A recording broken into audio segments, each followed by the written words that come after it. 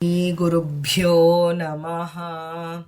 ಶಾಂತಾಕಾರಂ ಭುಜಗಶಯನಂ ಪದ್ಮನಾಭಂ ಸುರೇಶಂ ವಿಶ್ವಾಧಾರಂ ಗಗನಸದೃಶಂ ಮೇಘವರ್ಣಂ ಶುಭಾಂಗಂ ಲಕ್ಷ್ಮೀಕಾಂತಂ ಕಮಲನಯನೈ ಯೋಗಿಭಿರ್ಧ್ಯಾನಗಮ್ಯಂ ವಂದೇ ವಿಷ್ಣುಂ ಭವಭಯಹರಂ ಸರ್ವಲೋಕೈಕನಾಥಂ. ನಿಮ್ಮೆಲ್ಲರ ಹೃದಯದಲ್ಲಿ ಅನುಗ್ರಹಪೂರ್ವಕವಾಗಿ ಕುಳಿತಿರ್ತಕ್ಕಂಥ ಸಮಸ್ತ ಗುರು ಪರಂಪರೆಗೆ, ಸಮಸ್ತ ಋಷಿ ಪರಂಪರೆಗೆ ಪ್ರತ್ಯೇಕವಾದ ವಂದನೆಗಳನ್ನು ಸಲ್ಲಿಸ್ತಾ, ನಾವು ಪರಮ ಭಾಗವತರನ್ನು ಕೊಂಡಾಡುವುದು ಪ್ರತಿದಿನವೂ ಎಂಬ ಶೀರ್ಷಿಕೆಯಲ್ಲಿ ಋಷಿ ಮುನಿಗಳನ್ನು ಯಥಾಯೋಗ್ಯವಾಗಿ ಯಥಾಮತಿಯಾಗಿ ತಿಳಿತಾ ಬರ್ತಾ ಇದ್ದೇವೆ. ಆದರೆ ಋಷಿ ಮುನಿಗಳ ಸಂಖ್ಯೆ ಅಪಾರವಾದದ್ದು. ಹೇಗೆ ಈಗ ಅನಂತ ಗುಣ ಪರಿಪೂರ್ಣ ಅಂತ ದೇವನಿಗೆ ಹೇಳ್ತಾರೆ, ಆದರೆ 1-2-3 ಗುಣಗಳನ್ನು ಹೇಳಿ ಅಂದರೆ ನಮಗೆ ಬರೋದಿಲ್ಲ. ಆದರೆ ಋಷಿಗಳ ಸಂಖ್ಯೆಯೂ ಅಷ್ಟೇ ನಮ್ಮ ಯೋಗ್ಯತಾನುಸಾರಿಯಾಗಿ, ನಮ್ಮ ಮತಿಯ ಅನುಸಾರವಾಗಿ ಗುರುಗಳ ಅನುಗ್ರಹದಿಂದ ಸ್ವಲ್ಪವಾಗಿ ತಿಳಿತಾ ಬರ್ತಾ ಇದ್ದೇವೆ. ಅದಕ್ಕಾಗಿ ಇವತ್ತಿನಿಂದ ಒಂದು 7 ದಿನಗಳ ಕಾಲ ನಾವು ಋಷಿ ಮುನಿಗಳನ್ನು ಸಮಷ್ಟಿಯಾಗಿ ಅಂದರೆ ಪ್ರತ್ಯೇಕವಾಗಿ ತಿಳಿತಾ ಬಂದಿದ್ದೀವಿ. ಈಗ ನಾವು ಒಂದು ಶೀರ್ಷಿಕೆಯಲ್ಲಿ, ಈಗ ವರ ಮತ್ತು ಶಾಪ ಅಂತ ಒಂದು ಶೀರ್ಷಿಕೆ, ಅದರಲ್ಲಿ ನಮಗೆ ವರ ಅಂತಂದರೆ ನಮಗೆ ಗೊತ್ತು, ನಮಗೇನೋ ಹೆಚ್ಚಿನದಾದಂತಹ ಅನುಗ್ರಹ ಅಂತ ನಾವು ತಿಳಿದಿರ್ತೇವೆ. ವರ ಅಂದರೆ ಹೆಚ್ಚಿನದ ಸಾಮಾನ್ಯ ಕಲ್ಪನೆ ಇಷ್ಟಿರುತ್ತೆ. ಶಾಪ ಅಂದರೆ ನಮಗೇನೋ ಶಿಕ್ಷೆ ಕೊಟ್ಟಿದ್ದಾರೆ, ನಮಗೆ ಯಾವುದೋ ಕಷ್ಟದ ಸಂದರ್ಭ ಎದುರಾಗಲಿದೆ ಅಂತ ನಾವು ತಿಳಿತೀವಿ. ಆದರೆ ಭಗವಂತನ ಚರ್ಯೆ ಒಬ್ಬರಿಗೆ ಶಾಪ ಅಂದರೆ ಒಬ್ಬರಿಗೆ ಅನುಗ್ರಹ ಮಾಡುವುದರ ಜೊತೆಗೆ ಇನ್ನೊಬ್ಬರಿಗೆ ಶಿಕ್ಷೆಯನ್ನು ಕೊಟ್ಟಿರ್ತಾನೆ. ಅಂದರೆ ಒಂದು ಕೆಲಸಕ್ಕೆ ನಮಗೆ ಒಂದೇ ರೀಸನ್ ಇರುತ್ತೆ. ದೇವನಿಗೆ ಹಾಗಲ್ಲ, ಅವನು ಒಂದು ಕೆಲಸ ಮಾಡಿದರೆ ಅನಂತ ಕಾರಣಗಳಿಂದ ಆ ಕೆಲಸವನ್ನ ಭಗವಂತ ಮಾಡ್ತಾನೆ ಅಂತ ಪುರಾಣಗಳು ಹೇಳ್ತಾ ಇದೆ. ಹಾಗೆ ಒಬ್ಬರಿಗೆ ಶಾಪ ಆದರೆ ಇನ್ನೊಬ್ಬರಿಗೆ ಅದೇ ಶಾಪವೇ ಇನ್ನೊಬ್ಬರಿಗೆ ವರವಾಗತ್ತೆ. ಅಂದರೆ ಅವ್ರಕ್ಕಿನ್ನ ಕೆಳಗಿನವರಿಗೆ ಅದು ವರವಾಗಿ ಪರಿಣಾಮ ಆಗತ್ತೆ. ಅವತ್ತಿನ ದಿನ ಈಗ ಮೊದಲಿಗೆ ತಿಳಿಯೋಣ. ಶಂಕುಕರ್ಣನಿಗೆ ಅವತ್ತು ಬ್ರಹ್ಮದೇವರ ಪೂಜೆಗಾಗಿ ತುಳಸಿಯನ್ನು ತರಬೇಕಾಗಿತ್ತು. ಆ ತುಳಸಿ ತರುವುದರಲ್ಲಿ ಆ ಸರಸ್ವತೀ ದೇವಿ ವೀಣೆಯನ್ನು ನುಡಿಸ್ತಾ ಇರ್ತಾಳೆ. ಆ ವೀಣೆಯನ್ನು ಪ್ರತಿನಿತ್ಯ ಮಾಡುವಂತಹ ಕೆಲಸವೇ ಶಂಕುಕರ್ಣರು. ಆದರೆ ಸರಸ್ವತೀ ದೇವಿಯ ವೀಣೆ ಅವತ್ತು ನುಡಿಸುವ ನಾದದಲ್ಲಿ ಭಗವಂತ ಬಂದು ಸೇರ್ತಾನೆ. ಯಾಕೆ?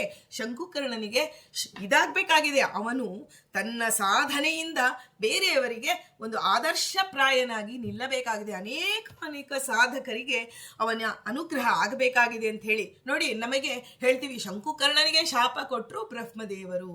ಆದರೆ ಅದು ಅವರಿಗೆ ಶಾಪ ಅಲ್ಲ, ಅದು ವರ ಆಯಿತು. ಯಾಕೆ ಅಂದರೆ ಶಂಕುಕರ್ಣರು ಅನಂತ ಸಜ್ಜೀವರಾಶಿಗಳನ್ನ ಒಂದು ಉದ್ಧಾರ ಮಾಡೋ ಸಲುವಾಗಿ ಪ್ರಹ್ಲಾದ ರಾಜರಾಗೆ ಬಂದು ಬಿಟ್ರು. ಅವರಿಂದ ವ್ಯಾಸರಾಜರು, ಪಾಲಿಕರಾಜರು, ರಾಘವೇಂದ್ರ ಸ್ವಾಮಿಗಳಂತೂ ನಮ್ಮ ಶಿರಸಾಷ್ಟಾಂಗ ಪ್ರಣಾಮಗಳನ್ನು ಸಲ್ಲಿಸಬೇಕು. ಅತ್ಯಂತ ಹತ್ತಿರವಾದಂತಹ ಗುರುಗಳು, ಶೀಘ್ರದಲ್ಲಿ ನಮಗೆ ಅನುಗ್ರಹ ಮಾಡುವಂತಹ ಗುರುಗಳ ಒಂದು ನಮಗೆ ಕೊಟ್ಟಿದಂಥವರು ಯಾರು ಅಲ್ಲಿ ನಿಜವಾಗಿ ನಾವು ಬ್ರಹ್ಮದೇವರಿಗೆ ನಮ್ಮ ಕೃತಜ್ಞತೆಯನ್ನು ತಿಳಿಸಬೇಕಾಗಿದೆ. ನೋಡಿ, ಶಾಪ ಬ್ರಹ್ಮದೇವರು ಕೊಟ್ಟರು. ಈ ವೀಣೆಯನ್ನ ಕೇಳಿ ಮೈಮರ್ತಿದ್ದಂತಹ ಶಂಕುಕರ್ಣನಿಗೆ ಹೇಳ್ತಾರೆ ಬ್ರಹ್ಮದೇವರು, ನೀನು ಮುಂದೆ ವೀಣಾ ಪಂಡಿತನಾಗು ಅಂತ ಹೇಳಿ. ಅಂದರೆ ಆ ವೀಣೆ ನುಡಿಸುವಂತಹ ಇದರಲ್ಲಿ ಸಾಮಾನ್ಯ ವೀಣೆ ನಾವು ಒಂದು ನಾದ ಅಂತ ತಿಳಿತೀವಿ. ಒಬ್ಬೊಬ್ಬರು ಒಂದೊಂದು ರೀತಿಯಲ್ಲಿ. ಈಗ ತಂಜಾವೂರು ವೀಣೆ ಅನ್ನೋದು ಬಹಳ ಪ್ರಸಿದ್ಧಿ. ಅದರಿಂದ ವೇದಗಳನ್ನು ನುಡಿಸ್ತಾರೆ. ಅಂದರೆ ನಾದಲ್ಲಿ ಸಾಮವೇದವನ್ನ ವೀಣೆಯ ಮೂಲಕ, ಈ ಯಾರಾದರೂ ಗರ್ಭಿಣಿ ಸ್ತ್ರೀಯರಿದ್ರೆ ವೀಣಾವಾದನವನ್ನು ಕೇಳಿಸಬೇಕಂತೆ. ವೀಣೆಯಲ್ಲಿ ಆ ಒಂದು ಸಾಮವೇದವನ್ನು ನುಡಿಸ್ತಾರೆ. ಅಂದರೆ ಶಬ್ದದ ಮೂಲಕ ಅನಂತ ಶಬ್ದಗಳು ಭಗವಂತನನ್ನೇ ಹೇಳುತ್ತೆ, ಸ್ತೋತ್ರ ಮಾಡುತ್ತೆ ಅನ್ನೋದು ಶಾಸ್ತ್ರ. ಆದರೆ ಒಂದು ಶಬ್ದ ಹೇಗೆ ಹೇಳುತ್ತೆ, ಆ ವಿದ್ಯೆ. ಈಗ ನಾರದರನ್ನ ನಮ್ಮ ಗುಂಪಿನ ಗುರುಗಳು ಅಂತ ಸ್ಮರಣೆ ಮಾಡ್ತೀವಿ. ಆ ವೀಣಾಪಾಣಿಯಾದಂತಹ ನಾರದರನ್ನ ನಾವು ಎಲ್ಲಿ ಕುಂಭಕೋಣದಲ್ಲಿ ನೋಡ್ತೇವೆ. ಕುಂಭಕೋಣದಲ್ಲಿ ವೀಣಾಪಾಣಿಯಾದಂತಹ ನಾರದರು ಭಗವಂತನ ಶ್ರೀರಾಮನ ಮುಂದೆ ವೀಣಾಪಾಣಿಯಾದ ನಾರದರು ಸಾಕ್ಷಾತ್ತಾಗಿ ನಿಂತಿದ್ದಾರೆ. ಹೀಗೆ ವೀಣೆಯನ್ನ ಹಿಡ್ಕೊಂಡು ಭಗವಂತನ ನಾಮಸ್ಮರಣೆ ಅಂದರೆ ಶಬ್ದಗಳು ಈಗ ಧ್ವನ್ಯಾತ್ಮಕ, ವರ್ಣಾತ್ಮಕ. ನಾವು ವರ್ಣಾತ್ಮಕವಾಗಿ ಸಾಮಾನ್ಯವಾಗಿ ಭಗವಂತನನ್ನು ಸ್ತೋತ್ರ ಮಾಡಿದರೆ ನಮ್ಮಂಥ ಅಲ್ಪಮತಿಗಳು ಅವರು ಧ್ವನ್ಯಾತ್ಮಕವಾಗೂ ದೇವನನ್ನ ನಾವು ಚಿಂತನೆ ಮಾಡ್ಬೋದು, ಅವನನ್ನು ಒಲಿಸಬಹುದು ಅಂತ ತಿಳಿಸಿಕೊಡುವಂತಹ ರೀತಿ ಧ್ವನ್ಯಾತ್ಮಕ, ವರ್ಣಾತ್ಮಕ ಎಲ್ಲ ಶಬ್ದಗಳಿಂದ ಗುರುಗಳು ನಾರದರ ಚಿಂತನೆ ಈ ರೀತಿ ಮಾಡಬೇಕು ಅಂತ ಹೇಳ್ತಾರೆ. ಹೀಗೆ ಇದು ಏನು ಒಂದು ಚಿಂತನೆ ಅಂದರೆ, ನಾನು ಯಾಕೆ ಇಷ್ಟು ಪೀಠಿಕೆ ಹೇಳ್ತಾ ಇದ್ದೀನಿ ಅಂದರೆ, ವರ ಮತ್ತು ಶಾಪ, ಅವರಿಗೆ ವರ ಅನ್ನೋದು ಅವರಿಗೆ ಶಾಪವಾಗಿಲ್ಲ. ಯಾವತ್ತು ಶಾಪವಾಗಲಿ ವರವಾಗಲಿ ಅದು ದೇವನ ಅನುಗ್ರಹ ಅಂತ ಮೊದಲಿಗೆ ನಾವು ಅಂದರೆ ತಳಹದಿ ಅಂತೀವಲ್ಲ, ಅದನ್ನು ಮನಸ್ಸಿಗೆ ಭದ್ರವಾಗಿ ಇಟ್ಕೋಬೇಕು. ಭಗವಂತ ನನಗೆ ಏನೇ ಕೊಟ್ಟರು, ಏನೇ ಮಾಡಿದ್ರು ಅದು ನಮಗೆ ವರವೇ ಹೌದು ಅನ್ನೋದು ಆ ಒಂದು ಸ್ಥಿರವಾಗಬೇಕು ನಮ್ಮ ಮನಸ್ಸಿಗೆ. ಅದು ಉದ್ದೇಶ ಇಟ್ಟುಕೊಂಡು ಈ ರೀತಿಯ ಚಿಂತನೆಗಳನ್ನು ನಮಗೆ ಗುರುಗಳು ಹೇಳಿದಂತಹ ಯಥಾಮತಿಯಾಗಿ ನಾನು ಹೇಳ್ತೇನೆ. ನಾನು ನನ್ನೊಳಗೆ ಆ ಗುರುಗಳು ಹೇಳಿದಂಥ ಶಬ್ದಗಳು ಬಂದು ಕೂತಿರುತ್ತೆ, ಆ ಶಬ್ದಗಳನ್ನು ನಾನು ಪುನರುಚ್ಚಾರಣೆ ಮಾಡ್ತೇನೆ ಅನ್ನುವಂಥ ಮನಸ್ಥಿತಿ ಇಟ್ಕೊಂಡು ಇವತ್ತಿನ ದಿನ ಎಲ್ಲೆಲ್ಲಿ ವೇದ ಕಾಲದಲ್ಲಿ ಋಷಿಮುನಿಗಳ ಬಗ್ಗೆ ತಿಳಿದ್ವಿ, ಆದರೆ ಅವರಿಗೆ ಬರಬೇಕಾದ್ರೆ ಅವರಿಗೆ ಹಿಂದೆ ವರ ಇತ್ತ, ಶಾಪ ಇತ್ತ, ಎಲ್ಲವನ್ನ ಈ ಒಂದು ಸಂಪುಟಾಕಾರವಾಗಿ ನಾವು ಅನೇಕ ಮಹರ್ಷಿಗಳ ಬಗ್ಗೆ ತಿಳಿಯೋಣ ಇವತ್ತಿನಿಂದ ಒಂದು 7 ದಿನಗಳ ಕಾಲ. ಯಾಕೆಂದರೆ ಈ ಒಂದು ಪ್ರಮೇಯ ನಮಗೆ ದೃಢವಾಗ್ತಾ ಹೋಗಬೇಕು. ಕೇವಲ ಕಥೆಯನ್ನು ಕೇಳಿ, ಅವರ ಚರಿತ್ರೆಯನ್ನು ಕೇಳಿ ತುಂಬ ದೊಡ್ಡವರಪ್ಪ, ಅವರ ಸಾಧನೆ ಅಪಾರವಾದದ್ದು ಅಂತ ಹೇಳಿ ನಮಸ್ಕಾರ ಮಾಡಿರ್ತೇವೆ. ಅದರಿಂದ ಇನ್ನೂ ಒಂದು ಹೆಜ್ಜೆ ಮುಂದೆ ಹೋಗ್ಬೇಕಲ್ವಾ? ಆ ಸಾಧನೆ ಮಾಡಬೇಕಾದ್ರೆ ಅವರು ಹಿಂದೆ ಅವರ ಚರಿತ್ರೆ, ಅವರು ಈ ಜಗತ್ತಿಗೆ ಬರಬೇಕಾದ್ರೆ ಅವರನ್ನು ಕೊಟ್ಟವರು ಯಾರು? ಶಾಪ ಬರಬೇಕು ಅಂದರೆ ಮೊದಲಿಗೆ ನಾವು ತಿಳಿದ್ವಿ, ಎಲ್ಲಿ ಜಯ ವಿಜಯರಿಗೆ ಮೊದಲು ಶಾಪ, ಅಲ್ಲಿ ನೀನು ಹೋಗು ಇದರಲ್ಲಿ ಭೂಲೋಕದಲ್ಲಿ ಹುಟ್ಟು ಅಂತ ಹೇಳಿ ಬ್ರಹ್ಮ ಕೊಟ್ಟರು. ಶಂಕುಕರ್ಣ ಪ್ರಹ್ಲಾದರಾಜರಾಗಿ ಬಂದಿದ್ದಾರೆ. ಇನ್ನೊಂದು ಜಯ ವಿಜಯರಿಗೆ ಶಾಪ ಬಂತು ನೋಡಿ. ಅದಕ್ಕೆ ಪೂರಕವಾಗಿ ಜಯ ವಿಜಯರು ನಿಂತಿದ್ದಾರೆ ಎಲ್ಲಿ? ವೈಕುಂಠ, ಅಮುಕ್ತ ವೈಕುಂಠ ಲೋಕದಲ್ಲಿ. ಅವರಿಗೆ ಯಾವ ಕಾಮಕ್ರೋಧ, ಆದರೆ ಕಲಿಪ್ರವೇಶ ಯಾರಿಗೂ ಬಿಟ್ಟಿದ್ದಲ್ಲ, ಯಾವ ಲೋಕದಲ್ಲೂ ಬಿಟ್ಟಿದ್ದಲ್ಲ. ಸ್ವರೂಪ ಯೋಗ್ಯತೆ ಇದ್ದರೆ ಅಂದರೆ ಈಗ ಏನು ನಾವು ಪರಶುಕ್ಲತ್ರೆಯರು ಅಂತ ಹೇಳ್ತೇವೆ, ಅವರಿಗೆ ಮಾತ್ರ ಕಲಿಪ್ರವೇಶ ಇಲ್ಲ. ಇನ್ನೆಲ್ಲರಿಗೂ ನಾವೇನು ಅನ್ಕೊಂತೀವಿ, ನಾವು ಒಳಗೆ ಹೋಗಿ ಕೂತ್ಕೊಂಡ್ಬಿಡ್ತೀವಿ, ಇವತ್ತು ಗ್ರಹಣ ಬಂದಿದೆ, ನಾವು ಒಳಗಡೆನೆ ಬೆಚ್ಚಗೆ ಕೂತ್ಕೊಂಡ್ವಿ, ನಮಗೆ ಯಾವುದು ಗ್ರಹಣದ ಎಫೆಕ್ಟ್ ಆಗೋದಿಲ್ಲ ಅಂತ ಅನ್ಕೊಂಡು ಭ್ರಮೆಯಲ್ಲಿ ಇರ್ತೀವಿ. ಆದರೆ ನಾವು ಎಲ್ಲೇ ಇರಲಿ ನಮಗೆ ಏನು ಕೊಡಬೇಕೋ ದೇವರು ಅದನ್ನು ಕೊಟ್ಟೇ ಕೊಡ್ತಾನೆ. ಅದರಿಂದ ಹಾಗನ್ಬಿಟ್ಟು ಇಲ್ಲ ಕೊಡ್ತಾನೆ ಬಿಡಿ, ನಾವು ಗ್ರಹಣ ಡೈರೆಕ್ಟಾಗಿ ನೋಡ್ಬಿಡೋಣ ಅಂದರೆ ಬಂಡೆ ಇದೆ ಅಂತ ತಲೆ ಚಚ್ಕೊಳ್ಳಬಾರದು.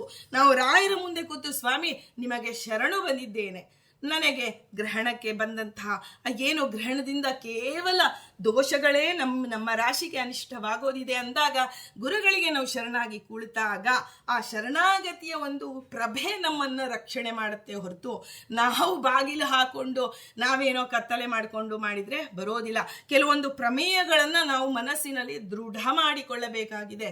ಆ ಪ್ರಮೇಯಗಳನ್ನು ದೃಢ ಮಾಡಿಕೊಳ್ಳುವ ಸಲುವಾಗಿ ಇದನ್ನು ನಾವು ತಿಳಿಯೋಣ. ಹೀಗೆ ಆ ಮುಕ್ತ ವೈಕುಂಠ ಲೋಕದಲ್ಲಿ ಸನಕಾದಿಗಳು ಬರ್ತಾರೆ ದೇವರ ದರ್ಶನಕ್ಕೆ. ನಮಗೆಲ್ಲ ಗೊತ್ತೇ ಇದೆ, ಜಯ ವಿಜಯರು ತಡೀತಾರೆ. ಆಗ ಆ ಸನಕಾದಿಗಳು ಜಯ ವಿಜಯರಿಗೆ ಹೇಳ್ತಾರೆ, ನೀವು ಹೋಗಿ ಅಸುರರಾಗಿ ಹುಟ್ಟಿ ಮರ್ತ್ಯ ಲೋಕದಲ್ಲಿ. ಆಗ ಭಗವಂತ ಬರ್ತಾನೆ.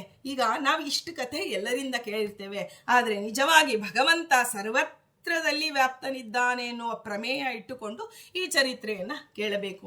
ಸನಕಾದಿಗಳಲ್ಲಿ ನಿಂತು ಶಾಪ ಕೊಟ್ಟವನು ಯಾರು? ಭಗವಂತನೇ. ಅವನಿಗೆ ಪ್ರೇರಣೆ ಮಾಡಿ ಸನಕಾದಿಗಳಿಗೆ, ಯಾಕೆಂದ್ರೆ ಗೊತ್ತಿದೆ ಭಗವಂತ ಜಯ ವಿಜಯರ ಅಂತರ್ಯಾಮಿಯಾಗಿಯೂ ಭಗವಂತನೇ ಇದ್ದಾನೆ. ಅವರಿಗೆ ದೊಡ್ಡವರಿಂದ ಶಾಪ ತಾನೇ ಕೊಡ್ಬೋದಿತ್ತಲ್ಲ. ಯಾವತ್ತು ಭಗವಂತ ಅವನ ಚರ್ಯೆಯೇ ಹಾಗೆ ನೇರವಾಗಿ ಬಂದು ಉಪದೇಶ ಮಾಡೋದಿಲ್ಲ. ಪರಂಪರಾಗತವಾಗಿಯೇ ಹೇಗೆ ಜ್ಞಾನದ ಉಪದೇಶ ಆಗುತ್ತೋ ಹಾಗೆ ಶಿಕ್ಷೆಯೂ ಅಷ್ಟೇ. ನಿನ್ನ ಅಪರಾಧಕ್ಕೆ ಕೇವಲ ಒಂದು ಅಪರಾಧಕ್ಕಾಗಿ ಆ ಶಿಕ್ಷೆ ಅಲ್ಲ, ಒಳಗಡೆ ಕೂತಿತ್ತು ಆ ಕ್ರೋಧ, ಆ ಒಂದು ತಡೆಯುವಾಗ ಅಹಂಕಾರ ಕೂತಿತ್ತು. ನಾವು ಜಯ ವಿಜಯರು, ನಾವು ಭಗವಂತನ ದ್ವಾರಪಾಲಕರು, ನಾವು ಬಿಟ್ಟರಷ್ಟೇ ಇವರು ಒಳಗೆ ಹೋಗೋಕ್ಕೆ ಸಾಧ್ಯ. ಆ ಅಹಂಕಾರ ಒಂದು ಕ್ಷಣಕಾಲದಲ್ಲಿ ಬಂದರೂ ಜಯ ವಿಜಯರಿಗೆ ಅನುಗ್ರಹ ಮಾಡಬೇಕು ಅಂತ ಸಂಕಲ್ಪ ಮಾಡಿಯೇ ಬಿಟ್ಟ. ಯಾರು? ಬಿಂಬರೂಪಿ ಭಗವಂತ, ಜಯ ವಿಜಯರ ಅಂತರ್ಯಾಮಿಯಾದ ಭಗವಂತ.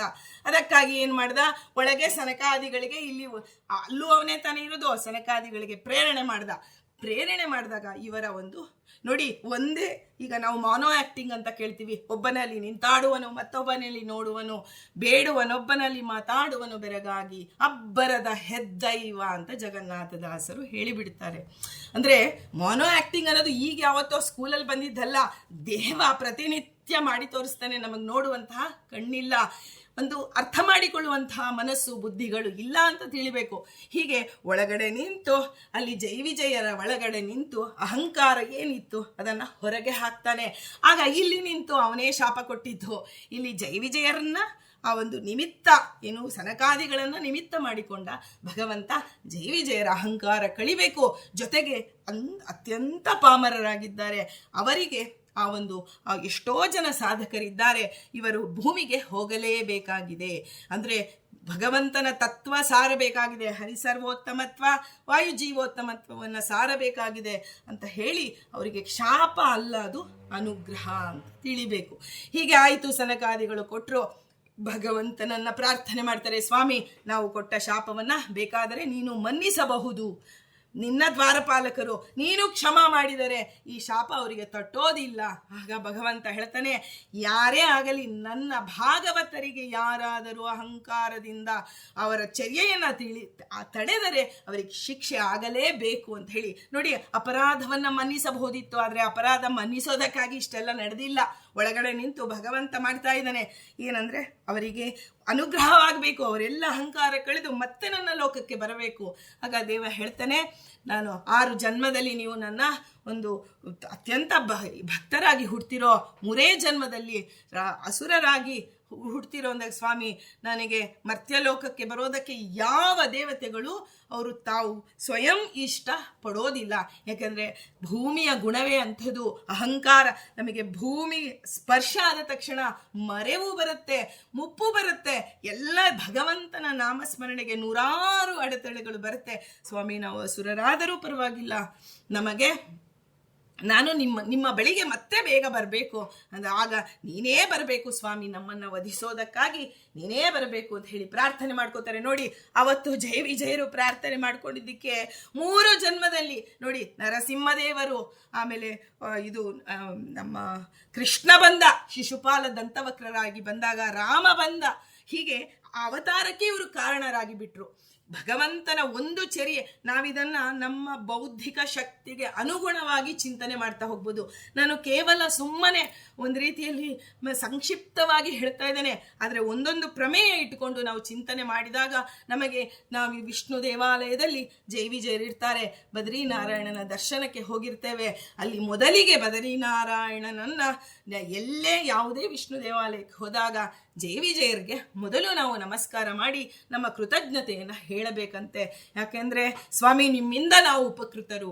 ಆಗ ಜೈವಿಜಯರು ಕೇಳ್ತಾರೆ, ನಾನೇನಪ್ಪ ನಿನಗೆ ಉಪಕಾರ, ನಾನು ಕೃತಯುಗದವ, ನೀನು ಕಲಿಯುಗದಲ್ಲಿರೋ ನರ ಹುಳು, ನಿನಗೇನು ಉಪಕಾರ ಆಗಿದೆ ನನಗೆ ಅಂತ ಕೇಳಿದಾಗ, ಇಲ್ಲ ಸ್ವಾಮಿ ನಿಮ್ಮಿಂದ ನಮಗೆ ಪ್ರಹ್ಲಾದರಾಜರಂತಹ ರತ್ನ ನಮಗೆ ಸಿಕ್ಕಿದೆ, ಇದನ್ನು ಎಲ್ಲರೂ ತಿಳಿತೇವೆ. ಆದರೆ ನರಸಿಂಹ ರೂಪ ಇವತ್ತು ನಮಗೆ ಕಷ್ಟ ಅಂದ್ರೆ ದುರಿತ ನಿವಾರಣನಾಗಿ ಬರಬೇಕಾದ್ರೆ ನರಸಿಂಹ ರೂಪಕ್ಕೆ ನೀವು ಕಾರಣರಾಗಿದ್ದೀರಾ, ವರಾಹ ರೂಪಕ್ಕೆ ನೀವು ಕಾರಣರಾಗಿದ್ದೀರಾ ಅಂತ ಹೇಳಿ, ಕೇವಲ ಇದು ನಮ್ಮ ಬೌದ್ಧಿಕ ಶಕ್ತಿ ಒಳಗೆ ತತ್ವಾಭಿಮಾನಿಗಳು ಎಷ್ಟು ಪ್ರೇರಣೆ ಮಾಡ್ತಾರೋ ಅಷ್ಟು ಸಿಕ್ಕಿದ್ದು ಹಸೀರುಂಡೆ ಅಂತ ಹೇಳ್ತೀವಿ ನೋಡಿ. ಹಾಗೆ ಗುರುಗಳು ಒಳಗೆ ನಿಂತು ಏನು ಪ್ರೇರಣೆ ಮಾಡ್ತಾರೋ ಅಷ್ಟೆಲ್ಲ ನಮಗೆ ಸಿಗತ್ತೆ. ಅಂದ್ರೆ ಅಷ್ಟು ಕೃತಜ್ಞತೆಯಿಂದ ನಾವು ಅವರಿಗೆ ಆ ಪ್ರಹ್ಲಾದರಾಜರಂತಹ ರತ್ನವನ್ನ ಜಗತ್ತಿಗೆ ಕೊಟ್ಟಂಥವರು ನೀವು, ನಿಮ್ಮಿಂದ ನಾವಿವತ್ತು ಬದುಕ್ತಾ ಇದ್ದೇವೆ ಸ್ವಾಮಿ. ವ್ಯಾಸರಾಜರಾಗಿ ಬಂದಿದ್ದಾರೆ, ಬಾಹ್ಲೀಕರಾಗಿ ಬಂದಿದ್ದಾರೆ. ನೀವು ಹೇಳ್ಬೋದು ವ್ಯಾಸರಾಜರಿಂದ ಉಪಕೃತರು, ಇದರಿಂದ ರಾಯರಿಂದಂತೂ ಕ್ಷಣ ಕ್ಷಣಕ್ಕೂ ನಾವು ಉಪಕೃತರಾಗಿದ್ದೇವೆ ಅವರಿಂದ. ಹೇಗೆ ಇವತ್ತು ರಾಯರನ್ನ ಒಂದು ಪುಟ್ಟ ಕೂಸು ಎಷ್ಟು ಚೆನ್ನಾಗಿ ಇವತ್ತು ಇದನ್ನ ಮಾಡ್ತಾ ಇದೆ ಅಂದ್ರೆ, ರಾಯರಿಗೆ ಉರುಳು ಸೇವೆ ಮಾಡ್ತಿತ್ತು, ಆ ಕಂದನ್ ನೆನೆಸಿಕೊಂಡು ಅಂದ್ರೆ ಆ ಸೇವೆ ಕೊಟ್ಟಂತಹ ಭಗವಂತನನ್ನ ನನಗೆ ಆ ಚರ್ಯೆ ಬಹಳ ಮನಸ್ಸಿಗೆ 100 ವರ್ಷಗಳ ಕಾಲ ದೀರ್ಘಾಯುವಾಗಿ ಬಾಳು ಕಂದ ಅಂತ ಮನಸ್ಸು ಅಂತು. ಅಂದ್ರೆ ಆ ಉರುಳು ಸೇವೆ ಮಾಡಬೇಕು ಅಂದ್ರೆ, ದೊಡ್ಡವರಿಗೆ ಪುಟ್ಟ ಒಂದು ಕಂದ ಉರುಳು ಸೇವೆ ಮಾಡ್ತಿದೆ ಅಂದ್ರೆ ಅದನ್ನ ಮಾಡಿಸುವಂತ ಪುಣ್ಯ ದಂಪತಿಗಳು ಅವರೆಲ್ಲರನ್ನ ನೋಡಿದಾಗ ನಮ್ಗನ್ಸತ್ತೆ, ಸ್ವಾಮಿ ನಾವು ನಮ್ಮ ಜೀವನದಲ್ಲಿ ನಾವು ಕಷ್ಟದಲ್ಲಿ ಹೊರಳಾಡ್ತಾ ಇದ್ದೇವೆ ಸ್ವಾಮಿ. ಆದ್ರೆ ಆ ಕೂಸು ಆ ಗುರುಗಳ ಸುತ್ತ ಪ್ರದಕ್ಷಿಣೆ ಅಂದ್ರೆ ನೋಡಿ, ಉರುಳು ಪ್ರದಕ್ಷಿಣೆ ಅಂದರೆ ಸಾಮಾನ್ಯ ಅಲ್ಲ. ಯಾಕೆಂದರೆ ನಮ್ಮ ದೇಹದ ಕಣ ಕಣದಲ್ಲೂ ಪಾಪಗಳು ತುಂಬಿ ತುಳುಕ್ತಾ ಇರುತ್ತೆ. ಸೊ ಅದನ್ನು ನಾವು ಉರುಳು ಸೇವೆಗೆ ಬಹಳ, ಅದು ಸ್ತ್ರೀಯರಿಗೆ ವಿಹಿತವಲ್ಲ, ಕೇವಲ ಪುರುಷರಿಗೆ. ಆದರೆ ಆ ಉರುಳು ಸೇವೆ ಮಾಡುವಾಗ, ಯಾಕೆಂದರೆ ಸ್ತ್ರೀಯರಿಗೆ ವಿಹಿತವಲ್ಲ ಇರ್ಬೋದು, ಆದರೆ ಅಂಥ ಮಗುವನ್ನು ನಾವು ಪಡಿಬೇಕು. ಭಗವಂತನ ಮುಂದೆ ಉರುಳು ಸೇವೆ ಮಾಡುವಂಥ ಆ ಒಂದು ಕಂದನಿಗೆ ಜನ್ಮ ಕೊಟ್ಟವಳು ಸ್ತ್ರೀ ತಾನೆ. ಅಂದರೆ ಅಂಥ ಕಂದನ ಬಗ್ಗೆ ನಮಗೆ ಎಷ್ಟು ಹೆಮ್ಮೆ ಅನಿಸುತ್ತೆ. ಯಾಕೆ ಅಷ್ಟು ನಾನು ಹೇಳ್ತಾ ಇದ್ದೀನಿ ಅಂದರೆ, ಇದೆಲ್ಲವೂ ಗುರು ಕಾರುಣ್ಯ. ಅದು ಎಲ್ಲೋ ಮಾಡ್ತಿದ್ರೆ ನಮ್ಮವರೆಗೂ ತಲುಪಿಸಿದನಲ್ಲ ಆ ಭಗವಂತ, ಅವನಿಗೆ ನಾವು ಅನಂತ ನಮಸ್ಕಾರಗಳು ಹೇಳ್ತಾ, ಸ್ವಾಮಿ ಜೈ ವಿಜಯರೇ, ನೀವು ಇಂಥ ಗುರುಗಳನ್ನು ನಮಗೆ ಕೊಟ್ಟಿದ್ದೀರಾ. ನರಸಿಂಹ ರೂಪ ಬರೋದಕ್ಕೆ ಕಾರಣರಾಗಿದ್ದೀರಾ, ವರಾಹ ರೂಪ ಬರೋದಕ್ಕೆ ನೀವು ಕಾರಣರಾಗಿದ್ದೀರಾ. ಇಂತಹ ಗುರುಗಳು ಬಾಹ್ಲಿಕರಾಜರ ಬಗ್ಗೆ ನಮಗೆ ಗೊತ್ತಿಲ್ಲ ರೀ, ಆದರೆ ಅಯ್ಯೋ ಅವರಿಂದಲೂ ನಾವು ಉಪಕೃತರಾಗಿದ್ದೇವೆ. ಬಾಹ್ಲಿಕರಾಜರಾಗಿ ಬಂದಾಗಲೂ ನಾವು ಭಗವಂತನ ಅವರ ಚರ್ಯೆ ಒಮ್ಮೆ ನಾವು ಅದನ್ನು ನೋಡೋಣ. ಬಾಹ್ಲಿಕರಾಜರ ಬಗ್ಗೆ ಹೀಗೆ ಇಷ್ಟೆಲ್ಲ ಅನುಗ್ರಹ ಮಾಡಿದ ನಿಮಗೆ ನಾವು ಅನಂತ ಕೃತಜ್ಞತೆಗಳನ್ನು ಹೇಳ್ತಾ, ಆ ನಂತರ ಬದರಿನಾರಾಯಣನನ್ನ ವಿಷ್ಣುವನ್ನು ನೋಡಬೇಕು ಅಂತ ಶಾಸ್ತ್ರ ಹೇಳುತ್ತೆ. ಹೀಗೆ ಒಬ್ಬರಿಗೆ ಅದು ಮೇಲ್ನೋಟಕ್ಕೆ ಶಾಪವಾಗಿರ್ಬೋದು, ಆದರೆ ಅದು ಅವರಿಗೆ ವರವಾಗಿಯೇ ಪರಿಣಮಿಸಿದೆ. ಈ ರೀತಿ ನೀವು ಎಲ್ಲರ ಬಗ್ಗೆ, ಅಂದರೆ ಋಷಿ ಮುನಿಗಳಲ್ಲಿ ಯಾರಿಗೆ ಶಾಪ ಸಿಕ್ಕಿದೆಯೋ ಅದೆಲ್ಲವೂ ಹೇಗೆ ವರ ಅನ್ನೋದನ್ನು ನೀವು ಚಿಂತನೆ ಮಾಡ್ತಾ ಬಂದರೆ, ಇದರಿಂದ ನಮಗೇನು ಲಾಭಪ್ಪ? ನಾವೆಲ್ಲ ಲಾಭ ಇಲ್ಲದೆ ಯಾವ ಒಂದು ಪ್ರವೃತ್ತಿಯನ್ನು ನಡೆಸೋದಿಲ್ಲ ಅಂದರೆ ನಮಗೇನಾಗತ್ತೆ, ನಮ್ಮ ಜೀವನದಲ್ಲಿ ಒಳಿತು ಕೆಡುಕುಗಳು ನಮಗೆ ಸಮಾನವಾಗಿ ಬಿಡುತ್ತೆ. ನಮಗಿವಾಗ ಬೇರೆ ಬೇರೆ ಇದೆ. ಒಂದು ಶ್ರೀಮಂತಿಕೆ ಬಂದರೆ ಅಬ್ಬಾ ನಾವು ಸುಖವಾಗಿದ್ದೇವೆ, ಬಡತನ ಬಂತು ನಾವು ಕಷ್ಟದಲ್ಲಿದ್ದೇವೆ ಅಂತ ಎರಡೂ ಬೇರೆ ಬೇರೆಯಾಗಿ ನೋಡ್ತಾ ಇದ್ದೇವೆ. ಇದು ನೋಡಿ ದೇವರು ಇನ್ನು ಎಂಥ ಪಾಪಿಗಳು ನಾವು ಅಂದರೆ, ನೋಡಿ ದೇವ್ರಿಗೆ ಕಣ್ಣಿಲ್ಲ ರೀ, ಅಲ್ಲ ಇವನಿಗೆ ಕಣ್ಣಿಲ್ಲ, ಆ ದೇವ್ರಿಗೆ ಇಂಥ ಒಳ್ಳೆಯವ್ರಿಗೆ ಇಷ್ಟು ಕಷ್ಟ ಕೊಟ್ಟಿದ್ದಾನಲ್ಲ ಅಂತ ನೋಡಿ ಎಂಥ ಹೀನಕರವಾದಂತಹ ಮಾತುಗಳನ್ನು ಆಡ್ತಾ ಇರ್ತೇವೆ. ಆದರೆ ಈ ಚರಿತ್ರೆಗಳನ್ನು ನಾವು ಮನಸ್ಸಿನಲ್ಲಿ ದಾಢ್ಯತೆಯಿಂದ ಧರಿಸಿದಾಗ ನಮಗೇನಿಸುತ್ತೆ, ಒಳಿತಾಗಲಿ ಕೆಡಕಾಗಲಿ ಸಖನಾಗ ಭಗವಂತ ಇದ್ದಾನೆ. ಸಖಾ ಸಾಕ್ಷಾತ್ ಶ್ರೀಯಪ್ಪತಿ, ಭಗವಂತ ನನ್ನ ಅವಿಜ್ಞಾತ ಸಖನಾಗಿ ನನ್ನೊಂದಿಗೆ ಇದ್ದಾನೆ. ನನಗೆ ಏನಾದರೂ ಬರಲಿ ಕರ್ಮಾನುಸಾರ, ಆದರೆ ಅದರೊಳಗೆ ನನಗೆ ಭಗವಂತ ಒಳ್ಳೆಯದನ್ನೇ ಇಟ್ಟಿದ್ದಾನೆ. ನಾವು ಶಾಪ ಬೇರೆ ವರ ಬೇರೆ ಅಂತ ನಾವು ನೋಡ್ತಿದ್ದೀವಿ, ಆದರೆ ಶಾಪ ಇಲ್ಲ ವರ ಇಲ್ಲ. ಭಗವಂತನ ಸಂಪೂರ್ಣ ಏನು ನಡೆಯುತ್ತೋ ಅದು ನನಗೆ ಒಳ್ಳೆಯದನ್ನು ಮಾಡೋದಕ್ಕಾಗಿಯೇ. ಮೇಲ್ನೋಟಕ್ಕೆ ಅದು ಕೆಟ್ಟದಾಗಿ ಕಾಣಬಹುದು, ಆದರೆ ಅದು ನನ್ನ ಒಳ್ಳೆಯದಕ್ಕಾಗಿ ಭಗವಂತ ಮಾಡ್ತಿದ್ದಾನೆ ಎನ್ನುವ ಒಂದು ದಾಢ್ಯತೆ ನಮಗೆ ಬಂದರೆ ನಮ್ಮ ಸಾಧನೆಯಲ್ಲಿ 4 ಹೆಜ್ಜೆ ಮುಂದೆ ಹೋದಂತಹ ಪುಣ್ಯ ಬರುತ್ತೆ. ಅಂದರೆ ಎಷ್ಟು ಹೆಜ್ಜೆ ಮುಂದೆ ನಡೆಸಿಬಿಡ್ತಾನೆ. ಈಗ ನಾವು ಇದ್ದಕ್ಕಿದ್ದಂಗೆ ನಾವು ನೋಡ್ತಿರ್ತೀವಿ ನೋಡಿ, ಹಿಂಗೆ ಒಂದು ಸ್ವಲ್ಪ ಹಿಂಗೆ ಟರ್ನ್ ಮಾಡಿದ್ರೆ ಸಾಕು, 1 ನಿಮಿಷದಿಂದ 10ನೇ ನಿಮಿಷ ನಮಗೆ ಗೊತ್ತೇ ಇಲ್ಲ. ಸ್ಕ್ರೀನ್ ರೋಲ್ ಮಾಡ್ತಾ ಇರ್ತೀವಿ, ಹಿಂಗೆ ಹೋದರೆ ನೋಡುವಾಗ 9 ಗಂಟೆ, ಸ್ವಲ್ಪ ಕತ್ತೆತ್ತಿ ನೋಡಿದ್ರೆ 10 ಗಂಟೆ ಆಗೋಗಿರುತ್ತೆ. 1 ಗಂಟೆ ನಮಗೆ ಗೊತ್ತಿಲ್ಲದಂತೆ ಆ ಸ್ಕ್ರೀನ್ ಒಳಗೆ ಕಳೆದು ಹೋಗಿರ್ತೇವೆ. ಹಾಗೆ ನಮ್ಮ ಸಾಧನೆಯಲ್ಲಿ ನಮಗೆ ಗೊತ್ತಿಲ್ಲದಂತೆ ನಮ್ಮನ್ನು ಮುಂದೆ ಕರೆದುಕೊಂಡು ಹೋಗ್ತಾನೆ. ಕಷ್ಟವೇ ಇಲ್ಲ, ಪರಿಶ್ರಮವೇ ಇಲ್ಲದಂತೆ ಪ್ರಮೇಯಗಳ ದಾಢ್ಯತೆ ಬೇಕಾಗಿದೆ. ಈಗ ನಾವು 2ರ ಬಗ್ಗೆ ತಿಳಿದ್ವಿ. ಒಂದು ಪ್ರಹ್ಲಾದರಾಜರು ಶಂಕುಕರ್ಣನಿಗೆ, ಆಮೇಲೆ ಇನ್ನೊಂದು ಜಯವಿಜಯರು. ಈ ರೀತಿ ಇದನ್ನು ತಿಳಿದು ಈಗ ಮುಂದೆ ಹೋಗೋಣ. ಒಬ್ಬ ಬೇಡನಿಗೆ ವಾಲ್ಮೀಕಿಗಳು ಶಾಪ ಕೊಟ್ಟರು. ಅದು ಹೇಗೆ, ಅದು ಶಾಪವೋ ವರವೋ? ಈಗ ನಾವು ಇದನ್ನು ಮೊದಲಿಗೆ 2 ನಾನು ಯಾಕೆ ಇಷ್ಟು ವಿಸ್ತಾರವಾಗಿ ಹೇಳಿದೆ ಅಂದರೆ, ನಮ್ಮ ಮನಸ್ಸಿನಲ್ಲಿ ಮೊದಲು ಸ್ಥಿರ ಮಾಡಿಕೊಳ್ಳೋಣ. ಶಾಪವೇ ಆಗಲಿ ವರವೇ ಆಗಲಿ ಅದು ನಮಗೆ ಭಗವಂತ ಮಾಡಿದ ಅನುಗ್ರಹ ಅಂತ ನಾವು ತಿಳಿದಾಗ ನಮಗೆ ಕಷ್ಟ ಸುಖ 2ರಲ್ಲಿಯೂ ಒಂದೇ ರೀತಿಯಾದಂತಹ ಭಗವಂತನ ಕರ್ತೃತ್ವದ ಬಗ್ಗೆ ನಮಗೆ ಎಚ್ಚರ ಬರ್ತಾ ಹೋಗುತ್ತೆ. ಆ ಎಚ್ಚರ ಬಂದರೆ ನಾಹಂಕರ್ತ ಹರಿಕರ್ತ ಅಂತ ಬರುತ್ತೆ. ಬಂದಾಗ ನಾವು ಮಾಡುವ ಎಲ್ಲ ಕರ್ಮಗಳು ಧರ್ಮವಾಗಿ ಬಿಡುತ್ತೆ. ಹೀಗೆ ನೋಡಿ, ಉಪಾಯದಿಂದ ನಮಗೆ ಹೀಗೆ ತಿನ್ಸಿದ್ರೆ ತಿನ್ನಲ್ಲ. ನೋಡು ಅಲ್ಲಿ ಚಂದಮಾಮ ನೋಡು ಅಂತಂದ್ರೆ ನಾವು ಆ ಮಗು ಕತ್ತೆತ್ತಿ ಚಂದಮಾಮನ ನೋಡಕ್ ಹೋಗುತ್ತೆ. ಆಗ ಬಾ ಅಂತ ಬಾಯಿ ತೆಗೆಯತ್ತಲ್ಲ, ಆಗ ತಾಯಿ ಆಹಾರ ತುರುಕಿ ಬಿಡ್ತಾಳೆ. ಅಂದ್ರೆ ಒಟ್ಟಿನಲ್ಲಿ ಮಗು ಆಹಾರ ತಿನ್ನಬೇಕು. ಹೀಗೆ ಯಾವುದೋ ಯುಕ್ತಿಯಿಂದ ನಮಗೆ ಗುರುಗಳು ಯಾವುದಾದರೂ ರೀತಿಯಲ್ಲಿ ನಮ್ಮ ಮನಸ್ಸಿನಲ್ಲಿ ದೃಢತೆ ಮಾಡಬೇಕು ಅಂತ ಹೇಳಿ ಈ ರೀತಿ ಪ್ರಯತ್ನವನ್ನು ನಮ್ಮ ಗುರುಗಳು ಮಾಡಿದ್ದಾರೆ. ಇದನ್ನು ನಾವು ಮುಂದುವರಿಸಿಕೊಂಡು ಹೋಗೋಣ ಅಂತ ಬೇಡನಿಗೆ ವಾಲ್ಮೀಕಿಗಳ ಶಾಪ ಬಂತು. ಒಮ್ಮೆ ವಾಲ್ಮೀಕಿ ಮಹರ್ಷಿಗಳು ತಮಸಾ ಅನ್ನುವ ನದಿಗೆ ಸ್ನಾನಕ್ಕಾಗಿ ಹೋಗ್ತಾ ಇದ್ದಾರೆ. ಅಲ್ಲಿ ಕ್ರೌಂಚ ಪಕ್ಷಿಗಳು ಆ ಒಂದು ನೋಡ್ತಾರೆ ಜೋಡಿಯನ್ನ. ಆಗ ಆ ಜೋಡಿಯಾಗಿ ವಿಹರಿಸ್ತಿರ್ತಕ್ಕಂಥ ಆ ಕ್ರೌಂಚ ಪಕ್ಷಿಯನ್ನೇ ನೋಡಿ ಒಬ್ಬ ಬೇಡ ಏನ್ ಮಾಡ್ತಾನೆ, ಅದಕ್ಕೆ ಬಾಣವನ್ನ ಹೂಡಿ ಅವನ್ನ ಗಂಡು ಹಕ್ಕಿಯನ್ನ ಕೊಂದು ಬಿಡ್ತಾನೆ. ಆಗ ಆ ಸಂಗಾತಿಯಾದಂತಹ ಹೆಣ್ಣು ಹಕ್ಕಿ ಬಹಳ ಸಂಕಟದಿಂದ ವಿಲನೆ ಒದ್ದಾಡಿ ಕೂಗಲು ಆರಂಭ ಮಾಡುತ್ತೆ. ಆಗ ಈ ಹೃದಯ ವಿದ್ರಾವಕ ಸನ್ನಿವೇಶ. ಆದರೆ ನೋಡಿ, ಸಾಮಾನ್ಯ ಇದನ್ನ ನಾವಿಷ್ಟು ವರ್ಣನೆ ಮಾಡಬಹುದು ನಿಜ, ಆದರೆ ಈ ಥರದ ಘಟನೆಗಳು ಎಷ್ಟು ನಡೆಯಲಿಕ್ಕಿಲ್ಲ ಪ್ರಪಂಚದಲ್ಲಿ, ಆದರೆ ಎಷ್ಟು ನೋಡಿರ್ಲಿಕ್ಕಿಲ್ಲ ವಾಲ್ಮೀಕಿಗಳು. ಆದರೆ ಆ ಸಮಯದಲ್ಲಿ ಒಳಗೆ ನಿಂತು ಭಗವಂತ ಇಂತಹ ಸಂದರ್ಭ ಅವರ ಮನಸ್ಸಿನಲ್ಲಿ ಹೃದಯ ವಿದ್ರಾವಕತೆಯನ್ನ ಅವನು ಹೊರಹೊಮ್ಮಿಸುವುದಕ್ಕಾಗಿ ನೋಡಿ, ಆ ವಾಲ್ಮೀಕಿ ಋಷಿಗಳು ನೋಡಿ ಇಂಥದಕ್ಕೆಲ್ಲ ನೋಡ್ಬಿಟ್ಟು ಸಂಕಟ ಪಡ್ತಾರಲ್ಲ. ಅಂದ್ರೆ ಇವರು ತಪಶ್ಚರ್ಯ ಮಾಡುವಂತಹ ಮಹಾನ್ ಋಷಿಗಳು, ಇವರಿಗೆ ಯಾಕೆ ಈ ರೀತಿ ಆಯಿತು ಅಂತ ನಮಗೆ ಸಾಮಾನ್ಯ ಮನಸ್ಸಿಗೆ ಪ್ರಶ್ನೆ ಬರುತ್ತೆ. ಆದರೆ ಒಳಗೆ ಭಗವಂತ ನಿಂತು ಮುಂದೆ ರಾಮಾಯಣವನ್ನ ಬರೆಸಬೇಕಾಗಿದೆ, ಇವರ ಬಾಯಿಂದ ಒಂದು ಶ್ಲೋಕ ಹೊರಹೊಮ್ಮಬೇಕಾಗಿದೆ. ಅದಕ್ಕೆ ಈಗ ಬುಡಕ್ ಬೆಂಕಿ ಹಾಕಿದ್ರೆ ಅನ್ನ ಆಗತ್ತೆ ಅಂತ ಹೇಳ್ತಾರೆ ನೋಡಿ. ನಮ್ಮ ಮನಸ್ಸಿಗೆ ಆ ನೋವುಂಟಾಗಿ ಅದೊಂದು ವಿಚಿತ್ರವಾದಂತಹ ಸ್ಥಿತಿ. ಆ ಸ್ಥಿತಿಯಲ್ಲಿ ಭಗವಂತ ಅವರಿಂದ ಒಂದು ಶ್ಲೋಕವನ್ನ ಶಪಿಸ್ತಾರೆ ಅಂತ ಹೇಳ್ತೀವಿ. ಆದರೆ ನಿಜವಾಗಿ ಅವರ ಅವರಿಗೆ ಆದ ಅನುಗ್ರಹ ಅದು. ಅವರು ಬೇಡನಿಗೆ ಶಪಿಸಿದ್ದಲ್ಲ, ಆದರೆ ಅದು ಒಳಗೆ ನಿಂತ ಪ್ರೇರಣೆ ಮಾಡಿ ತತ್ವಾಭಿಮಾನಿಗಳ ಮೂಲಕ ಹೊರಗೆ ಬಂದು ಬಿಡ್ತೀವಿ. ಇವಾಗ ನಮ್ಮ ಮಕ್ಕಳು ದೊಡ್ಡವರಾದ್ರೆ ಒಂದು 100 ಬ್ರಾಹ್ಮಣ ಮುತ್ತೈದರನ್ನ ಕರೆದು ನಾವು ಆರತಿ ಮಾಡಿ ಸಂಭ್ರಮಿಸ್ತೇವೆ. ಅಂದ್ರೆ ಅವಳು ಒಂದು ಗರ್ಭವನ್ನ ಧರಿಸೋದಕ್ಕೆ ಯೋಗ್ಯಳು ಅಂತ ಅದರಿಂದ ಹೇಗೆ ಗೊತ್ತಾಗತ್ತೆ. ಆ ಒಂದು ಸಮಯವನ್ನ ನಾವು ಹೇಗೆ ಸಂಭ್ರಮಿಸಿ ಜಗತ್ತಿಗೆ ಒಂದು ಸೃಷ್ಟಿ ಕಾರ್ಯದಲ್ಲಿ ಪಾಲ್ಗೊಳ್ಳುವಂತಹ ಆ ಒಂದು ಕೂಸು ಅಂತ ಹೇಳಿ ನಾವೆಲ್ಲ ಮಾಡ್ತೀವಿ. ಹಾಗೆ ಒಳಗಿನಿಂದ ಭಗವಂತ ಮಾಡಿದ ಅನುಗ್ರಹ ಅಂತ ತಿಳಿದು ಅದಕ್ಕೆ ಒಂದು ಸಮ್ಮಾನ, ಒಳಗೆ ಇರುವ ಭಗವಂತನಿಗೆ, ಆ ಮಗುವಿಗೆ ಏನ್ ಕೊಡ್ತೇವೆ ಅದು ನಾವು ಒಳಗಿರುವ ಭಗವಂತನಿಗೆ ಮಾಡುವ ಸನ್ಮಾನ.